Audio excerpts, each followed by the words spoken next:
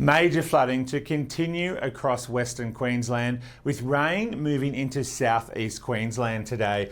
And we can see that on the radar over the last 12 hours. We've had a band of rain move from Western Queensland through central Queensland overnight and now into southeast Queensland and northeast New South Wales today. Now, as it did so overnight, it brought widespread falls of 50 to 100 millimetres to our inland areas. Birdsville saw around 45 millimetres, Tambo 150 millimetres, and that's a concern because much of Western Queensland is currently experiencing major and in some places record flooding. So we can see major flooding on many of our rivers, almost all of our rivers in southwest Queensland, and many of our rivers into central Queensland as well, and I'll run through them now shortly. The Georgina and the Eyre Creek is currently in moderate to major flooding and will continue to do so in the coming days.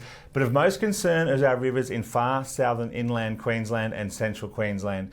Around Thargomindah, we're currently well above the 1974 flood event there, and we're continuing to see rises there. Further south towards Hungerford, we're likely to exceed the 1990 and the 2010 flood levels there, likely to see major flooding through those communities.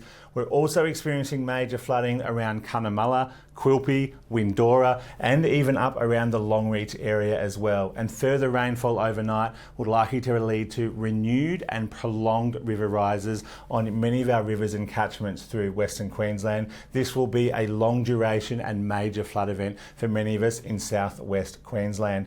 Not only there, we've also got minor to moderate floodings across northern Queensland, and we've also got flood watches current for much of southeast Queensland and northeast New South Wales, and that's the rainfall that we're currently forecasting for today.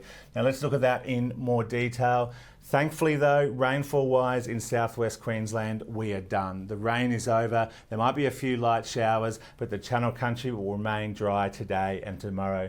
Today's focus will be through central and northern Queensland and down into southeast Queensland and northeast New South Wales, where we're likely to see 30 to 50 millimetres today. Then that'll thankfully quickly clear as we move through tonight, and then the focus on Thursday will be across northern and eastern parts of Queensland, with rain easing across much of southern inland Queensland where our flooding is ongoing. But even though the rain has stopped, the flooding will continue for many days, if not weeks, through southwest Queensland.